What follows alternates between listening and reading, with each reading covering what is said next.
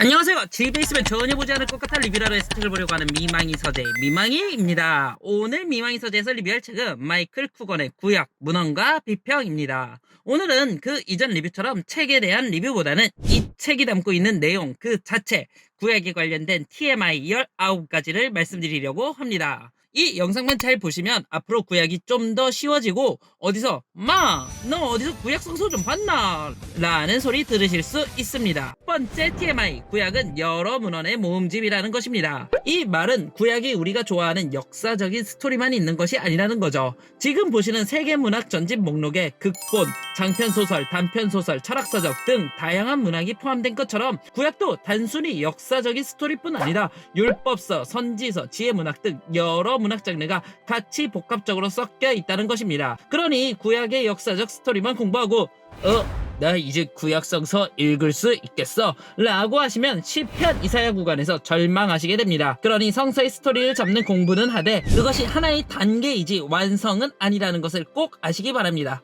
그리고 성경 통독에 관련된 추천 서적을 보고 싶다면 위에 링크를 클릭해주세요. 두 번째 TMI, 구약에는 저작권이라는 개념이 없었습니다. 구약이 쓰이던 시대에는 한 저자가 인쇄물에 대한 독점권을 가진 저작권이라는 개념이 없었습니다. 우리가 흔히 접하는 꺼무위키, 네이버 지식인님처럼 여러 사람이 특정 문헌에 글을 달거나 편집을 해도 전혀 이상하게 여기지 않았던 시기였습니다. 여기에 가장 대표적인 예가 모세가 적었다고 알려진 신명기에 모세가 죽은 이야기가 적혀진 것입니다. 이 이야기는 모세가 적지 않았어도 고대 유대인들은 아니 모세가 적지 않는 이야기를 모세의 저작물에 집어넣는 게 말이 되는 소리야?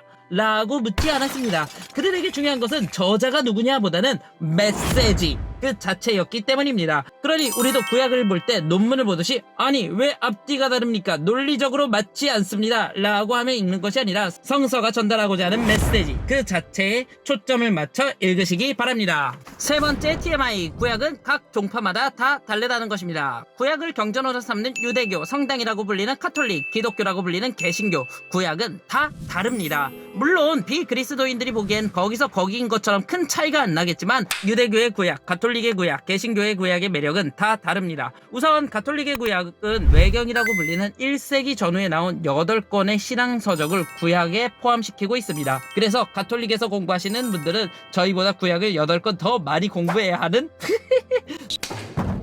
그래서 가톨릭과 개신교가 같이 번역한 공동 번역의 경우 가톨릭의 외경을 그대로 실어주었습니다. 그러나 유대교와 개신교는 외경을 구약에서 완전히 빼버렸는데요. 그래도 이 둘에는 한 가지 차이가 있습니다. 바로 목차가 다르다는 것입니다. 유대교의 구약의 마지막은 역대기이고 개신교 구약의 마지막은 말라기입니다. 그러다 보니 유대교는 구약의 마지막 메시지를 포로로 잡혀간 이스라엘이 돌아와 성전을 지으며 성전 짓는 것에 대한 희망을 담고 있는 메시지를 전달하고 있는 것이라면 개신교 구약의 결론은 주의 선지 엘리야가 다시 돌아오는 이야기로 메시아에 대한 희망으로 끝이 납니다. 즉 유대교와 개신교인들은 구약을 보며 서로 다른 결론의 내용을 도출해내는 거죠. 드라마로 치면 1화부터 10화까지는 비슷하지만 결론이 다르다는 것입니다. 네 번째 TMI, 유대인들이 구약을 정할 때 세운 기준은 두 가지가 있었습니다. 하나는 히브리어 혹은 아람어로 기록된 책이어야 한다는 것이었습니다. 또 다른 하나는 기원전 5세기 전후 에스라 시기까지 문헌만 허용이 가능하다는 것이었습니다. 유대인들은 하나님의 영감을 받은 문서는 딱 에스라에서만 끝났고 그 이후의 문서에는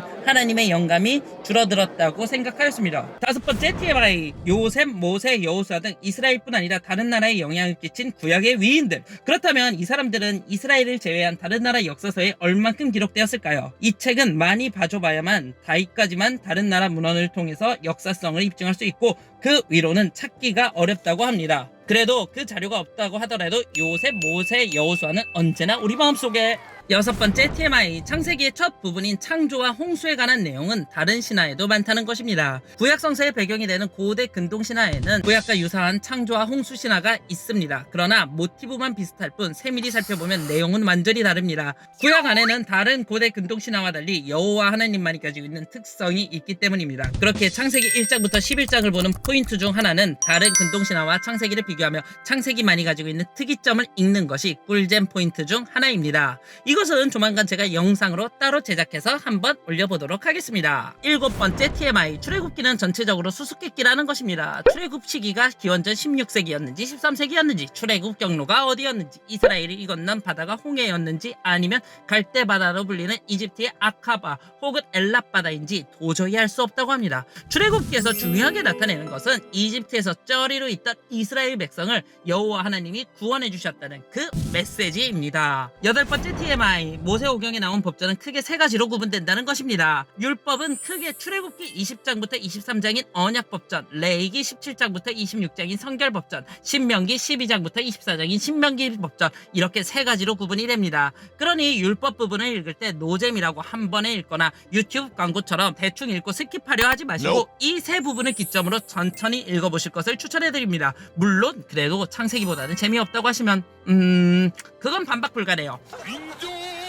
9번째 TMI, 이 10계명이 나온 곳은 출애굽기 20장과 신명기 5장인데 출애굽기 20장과 신명기 5장에는 사소한 차이가 20가지가 있다고 합니다. 출애굽기 20장에 나오는 10계명과 신명기 5장의 10계명은 우리가 보기에는 거기서 거기인 것처럼 보이지만 밥만 먹고 히브리어만 보는 구약학자들이 보기엔 이 두 10계명에는 사소한 차이가 20가지가 있다는 것입니다. 이런 사소한 차이를 발견해내는 것이 구약학자들이 주로 하는 일인데요. 그러니 구약 전공한 박사님들에게 시편 1편, 시편 23편, 아담의 족보 외울 수 있냐고 묻지 마시기 바랍니다. 이분들은 단 하나만 집중해서 연구하는 분들이기 때문입니다. 10번째 TMI, 고대 이스라엘 제사장은 문이과 통합 만능이었습니다. 성경 레위기를 통해서 뭔가 있어 보이는 구약의 제사장들은 복잡한 제사뿐 아니라 공동체 안에서 의사, 변호사로서의 역할뿐만 아니라 하나님의 뜻을 해석하고 미래를 예측하는 역할을 하였습니다. 즉 성경 레위기에 나온 제사장은 문이과 통합형 인재였습니다. 11번째 TMI, 구약에서의 예언자는 중재자의 역할을 하였다는 것입니다.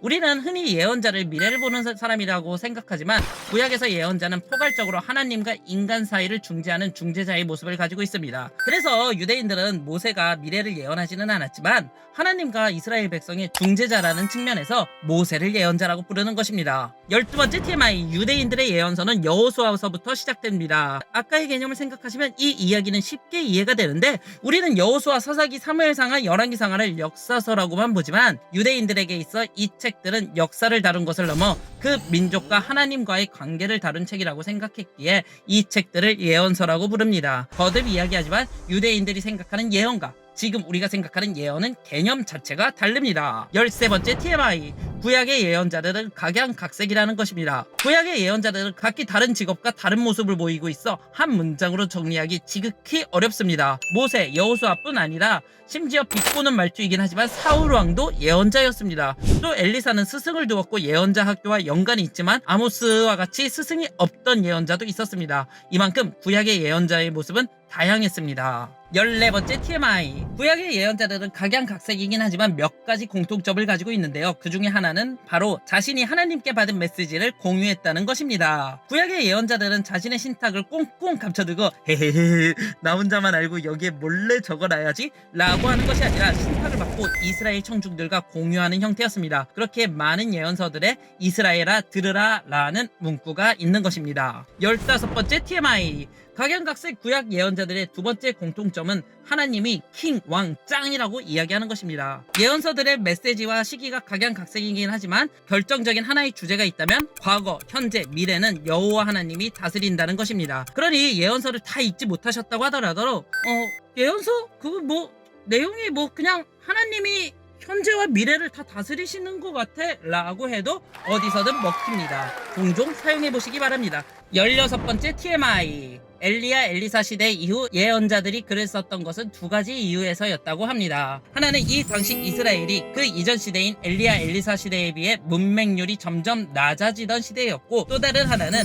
엘리사 시대 이후부터 성경의 배경이 되는 고대 근동이 혼란을 겪었기 때문입니다. 엘리사 이후 북이스라엘, 남유다는 각각 아시리아, 바벨론에 의해 멸망당했고 또 바벨론은 페르시아에 의해 교체되는 태조 왕건과 같이 역사적 변환의 시기였습니다. 일이었습니다. 그래서 예언자들은 신탁을 글로 적기 시작하였고 그것이 지금 우리 손에 들려진 예언서입니다. 그리고 우리는 여기서부터 구약 완독을 포기합니다. 17번째 TMI, 예언자의 신탁 예언서는 시의 형태와 산문이 섞인 복합 문헌의 형태로 되어 있다는 것입니다. 이것이 예언서가 어려운 이유입니다. 오늘같이 책을 안 읽는 시대에 한 장르만 나와도 어려운데 하나의 문헌에 두 개의 장르가 섞여져 있으니 어려울 수밖에 없습니다. 또 엄청 복잡하기도 하고요. 그렇기에 예언서를 인용할 땐 보다 신중히 인용하셔야 할 것입니다. 18번째 TMI, 예언서들 사이에는 자료 중복이 빈번하다는 것입니다. 예언서를 읽다 보면 그 이야기가 그 이야기 같은 이유는 같은 자료, 같은 신탁이 중복이 되어 있기 때문입니다. 여기에 가장 대표적인 예가 미가 4장 오라 우리가 여호와의 전에 올라라는 내용이 이사야 2장에도 같이 나왔다는 것입니다. 구약이 이렇게 된 이유는 고대 유대인들에게 있어서 중요했었던 것은 자료의 중복, 출처보다는 메시지 그 자체였기 때문에 이렇게 되었던 것입니다. 19번째 TMI, 구약을 잘 읽고 싶다면 시 공부를 하시기 바랍니다. 우리는 학교 문학 시간, 특히 시 짓는 시간을 극혐하고 그닥 관심 없어 보일 수 있으나 구약 성서의 3분의 1은 시입니다. 그러니 평소 국어, 언어 시간에 시문학을 읽는 방법을 익혀놓으시기 바랍니다. 그럼 구약 3분의 1은 쉽게 읽을 수 있습니다. 이건 진짜 TMI인데 저는 문학 시간에 봄에 가는 시를 지으라고 했을 때 노래 가사 대충 바꿔 적었다 걸려서 엄청 혼났습니다. 마지막 TMI, 이 책은 현재 절판이 된 책입니다. 저작권 시효가 끝났기 때문입니다. 구하기 어려운 책이니 중고 서점에 뜨면 그냥 겟하시기 바랍니다. 이것으로 집에 있으면 전혀 보지 않을 것 같아 리뷰라도 해서 책을 보려고 하는 미망의 서재 마이클 쿠건의 구약 문헌과 비평 마치겠습니다. 곧 올라올 신약 TMI 시리즈도 많이 기대해주세요. 감사합니다.